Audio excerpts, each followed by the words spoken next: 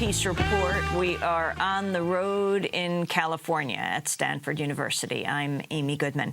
In Mexico, more survivors have emerged in the aftermath of an attack by a paramilitary group on an international humanitarian convoy in the southern state of Oaxaca. 2 people were killed in the attack. Beatriz Carino is the director of the Mexican rights group CACTUS, and Jyri Antero Jaakkola, a human rights observer from Finland. Both were shot in the head.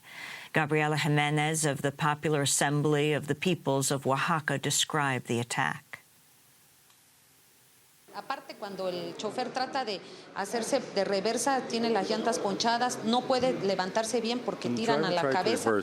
His tires were gone, and he couldn't get up because they were attacking from the front. It was then our colleagues, Beatriz Carino and Jyri Antero Jaakkola, died. They were hit in the head, as far as we know. IPS reports 2 journalists who were reported missing are now said to be alive. One of them has been shot in the foot.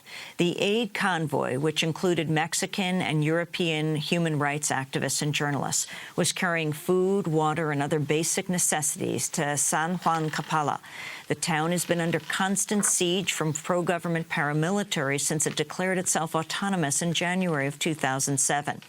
Jorge Albino, a representative of Mexico's National Human Rights Commission in San Juan-Capala, accused state authorities of being involved in the repression.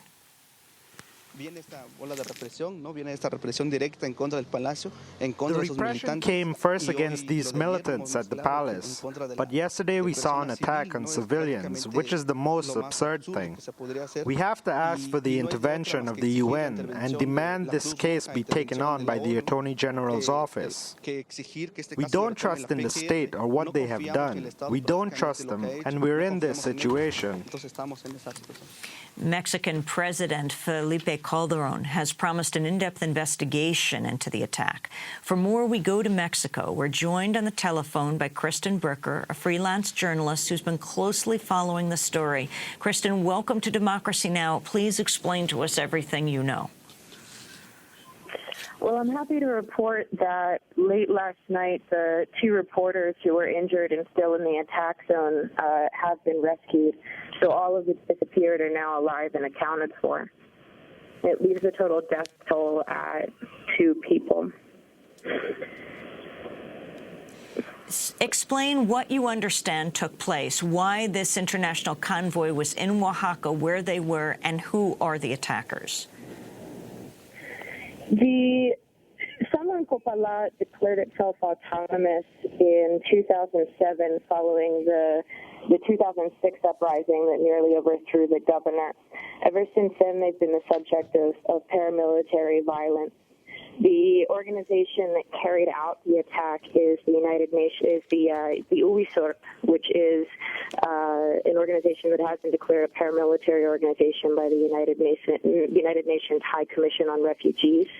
The state's ruling parties have created the organization in 1994 in order to control the Triqui region, likely out of fear that the Zapatista uprising would inspire indigenous people in Oaxaca as well, which to some extent was the case. The autonomous municipality of San Juan-Capala, for example, are adherents to the Zapatistas of their campaign and take much of their inspiration from them. Ubisoc, the paramilitary organization, continues to be led by PRI members. That's the ruling party in Oaxaca. And its leaders were actually both state representatives in the Congress. The Ubisoc is very open about its close relationship with the PRI.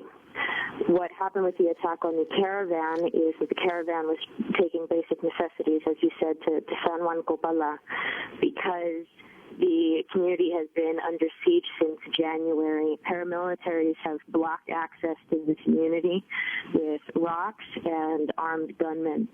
And the teachers have been unable to give classes, and the paramilitaries have cut off electricity, they've cut off the water. The people of San Juan-Capala are completely incomunicado. Nobody can enter, nobody can leave, and there's no communication. The caravan was meant to... Can you describe, Kristen Bricker, can you describe who it was that died, the Mexican and Finnish human rights activists? The Finnish human rights activist had just arrived in Oaxaca to do some workshops on conserving the environment. The woman who was killed, Beatriz Carino, was dearly loved, and she was a very important political leader in the region. She was the director of CACTUS, which is an organization that advocates for indigenous rights, and particularly indigenous women's rights.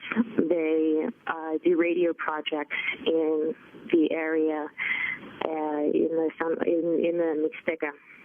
And she was probably one of the two most important people politically who was on that caravan. And so it is very suspicious that it was her who was shot in the head. The fin seems to be collateral damage. He was sitting next to her when she was shot in the head. Finally, the concern of human rights leaders in the area that the government might use this as an excuse to further militarize the area, Kristen. Well, I want to step back and say that the U.S.-funded war on drugs certainly creates a cover for these kinds of politically motivated attacks. 12 people have been murdered by the paramilitary organization Ulises since November in San Juan Copala, and only now is it the international media is paying attention. The rest of the murders simply get lost in the overall violence that has gripped the country. These attacks are often used as a pretext to send in the military, and it is feared that in this case that is what will happen. And experience shows that this only increases violence. The people of San Juan Copala who have bared the brunt of the violence in this conflict don't want the government to send in the police or the military, not even to break the blockade. They don't want this attack to be a pretext for them to militarize the region. They want the government to guarantee the safety of civil society organizations so that they can enter San Juan Copala and begin to attend to the residents' needs. Well, Kristen Bricker, I want to thank you very much for joining us. Is there anything else you feel it's important for listeners and viewers in the United States and around the world to understand about what has happened in Oaxaca?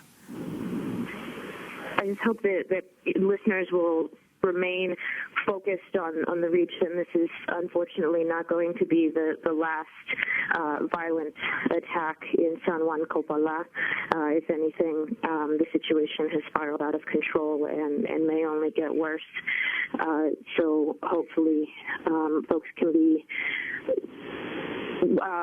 can follow what's going on and be ready to mobilize to defend people there.